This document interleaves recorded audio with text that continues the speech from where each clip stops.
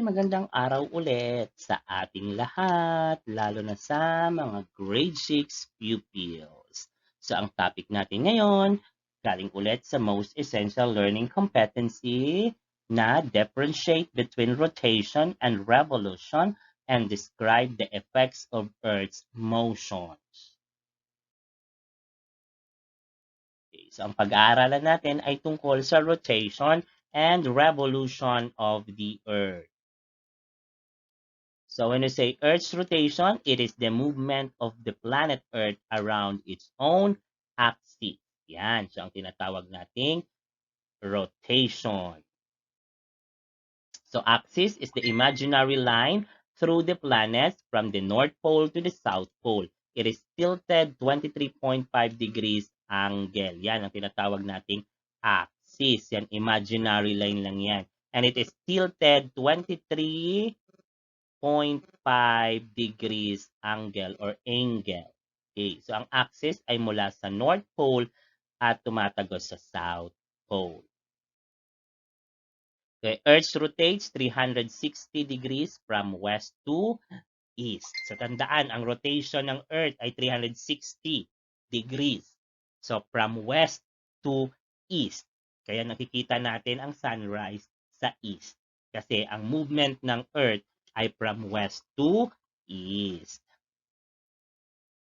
So it actually takes the Earth slightly over 23 hours and 56 minutes to rotate once around its axis. So one complete rotation ay 23 hours and 56 minutes. O ginagawa na nating 24 hours. Pero kung sakto talaga ang kukunin natin, 23 hours and 56 minutes.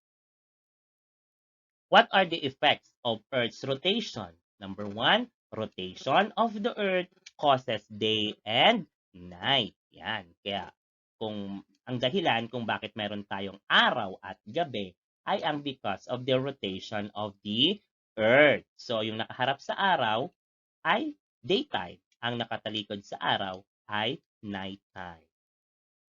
So the speed of the Earth's rotation has affected its shape. So sabi ko nga dati, yung shape ng Earth ay oblate spheroid. So slightly flattened sa kanyang pole, sa North and sa South Pole, and then bulging at the equator. So ang dahilan niyan is because of the Earth's rotation, speed ng Earth's rotation.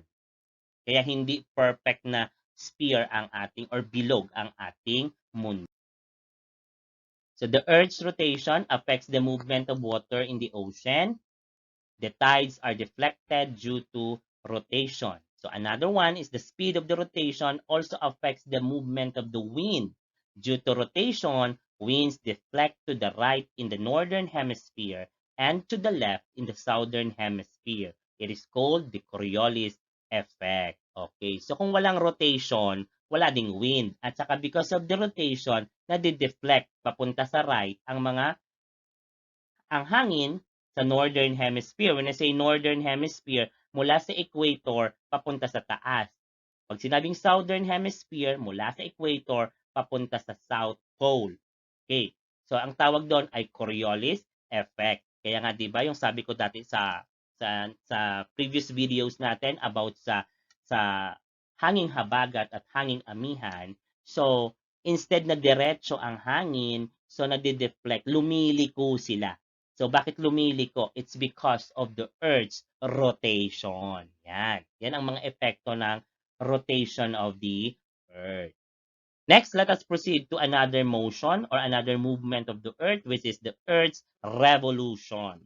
So, ano bang tinatawag nating revolution? So, Earth's revolution is the movement of the Earth around the Sun. So, ang pag-ikot naman ng Earth sa araw ay tinatawag nating revolution. So one revolution around the sun takes 365 days, 5 hours, 48 minutes, and 46 seconds, or 365 and 1/4 days. That is equal to 1 year. Earth stays in orbit around the sun because of the sun's gravity. Okay. So, tingnan natin yung dalawang calendar. Ano napapansin niyo sa dalawang calendar? Okay, so ito ay February 2020, last year. So 29 days. So ngayong February 21, ang ating February lang ay 28 days. So paano nangyayari yan? Bakit meron minsan may February 29, minsan may February 28 days lang ang February, minsan ang February ay 29 days. So ano kaya ang dahilan? Okay, so each 4 years, 1 day is added to the month of February to make up for the 0.25 or 1/4 rotation in each revolution around the sun. Kaya nga every 4 years nagkakaroon ng 29 ang February. Nagiging 29 days ang February every 4 years. Saan nang galing yon? So yung 4 na 1/4 pinag-add, okay, para magkaroon ng isang araw. So ang tawag doon, pag ang February ay 29 days, leap year. At nangyayari lang ang leap year every 4 years. Ha? Kasi, di ba, 365 and 1/4 day. So yung 4 na 1/4, pinagsasama-sama. Kaya tandaan, ang leap year nangyayari lang sa 4 na taon. Kada 4 na taon. Okay, effects of Earth's rotation. So one is seasons. So the Earth's season is not caused by the distance from the sun. So ay siguro kasi mayroong snow sa Amerika or sa Japan kasi mas malayo sila sa sun kaya hindi masyadong mainit. So hindi po. So the reason is by the tilt of the Earth's axis and the revolution of the Earth around the sun. So kung makikita natin, ang Earth's axis ay nakatilt or nakahilig. Okay. At ang ating planeta ay umiikot sa araw. Okay, hindi ibig sabihin na 4 ang planeta natin ha, isa lang 'yan. So pinapakita lang 'yan ang phases ng ating planeta every time na nagbabago ang season. Okay. So makikita ninyo na may mga parts ng Earth na hindi nasisikatan ng araw. Pero ang equator, kahit anong ikot ng mundo, as in tinatamaan pa rin siya ng direktang sikat ng araw. Kaya sa Pilipinas, walang 4 seasons. So the Earth has different seasons. This is due to the tilted Earth's axis and the revolution of the Earth around the sun. So the 4 seasons are the summer, the winter, the spring, and the fall. So ito yung summer, winter, spring, and fall or autumn. So kailan ito nangyayari? Okay, summer occurs when part of the Earth is tilted most towards the sun. So kung ang part ng Earth ay naka-tilt mostly dun sa sun. So ang autumn naman and spring occurs when neither part of the Earth is pointed directly towards or away from the sun. So sa equator, pag autumn and spring sa equator ang tama ng sikat ng araw. So winter occurs when part of the Earth is tilted away from the sun. So pag malayo naman yung part ng Earth sa araw, so nagkaka-winter doon. Yan. So pag mga ganito, yan. So makikita natin, so ito yung axis. So may mga parts ng Earth na hindi nasisikatan ng araw. Kung ganito ang posisyon ng Earth, so ang Northern Hemisphere ay nakakatanggap ng mas maraming sikat ng araw. Ang Southern Hemisphere naman, dahil mas malayo, so mas konting sikat ng araw ang natatanggap nila. Okay, so summer occurs on June 21 to 22 or 22 in the Northern Hemisphere and December 21 or 22 in the Southern Hemisphere. Yan. So pagdating ng June, so ano daw, sa Northern Hemisphere ay summer season. Bakit? Kasi mas malaking bahagi ng Northern Hemisphere ang exposed sa araw. So summer season yan. Samantalang yung Southern Hemisphere, malaking bahagi niya ang nakatago sa araw kaya siya ay nakaka-experience ng winter season. So tandaan ninyo, hindi porket summer sa taas, summer din sa baba. Ang kasama ni summer ay si winter. So tandaan, pag summer sa taas, winter sa baba. Okay. Anong buwan? June 21 or 22, nagsisimula ang summer season sa Northern Hemisphere. Samantalang sa Southern, pag June 21 or 22, winter season. So ang mga taga-Amerika ay mainit na mainit ang pakiramdam kasi summer sa kanila, samantalang ang mga taga-Australia ay nakaka-experience ng winter season. So ganun yon. So next, yan. So summer season sa Northern Hemisphere.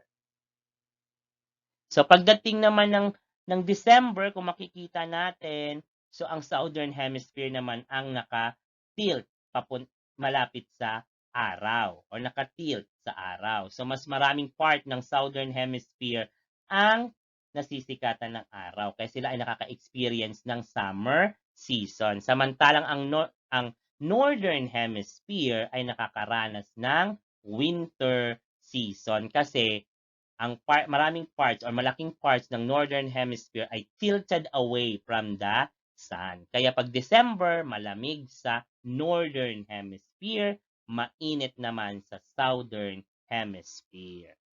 Kaya hindi lahat ng Christmas ay malamig. Kasi ang sa babang bahagi ng mundo sa Southern Hemisphere ay ang mga tao doon ay nasa beach nagse-celebrate ng kanilang Christmas at saka New Year. Samantalang ang mga nasa Northern Hemisphere naman ay nakakaranas sila ng taglamig or winter season. Kaya ang kanilang Christmas ay may snow.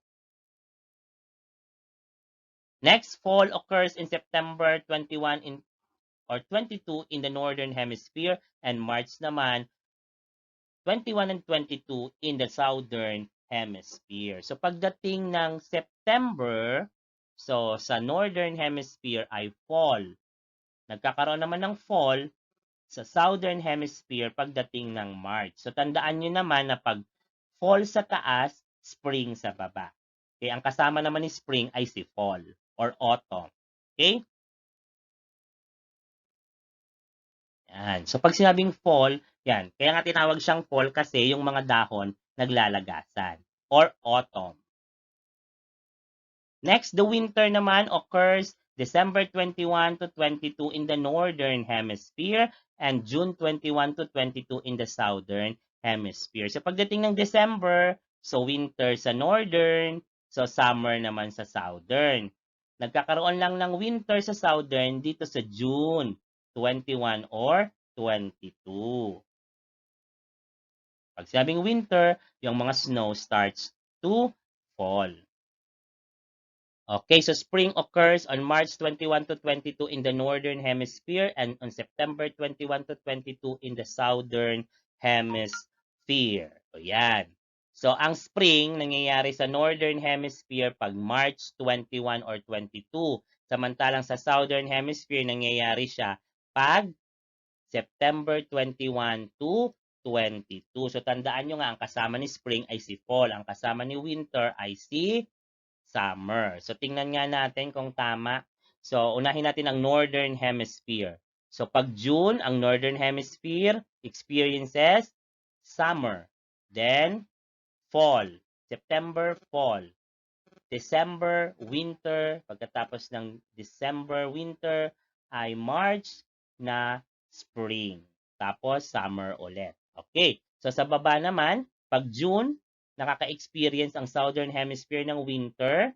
Pagkatapos ng winter, September ay spring.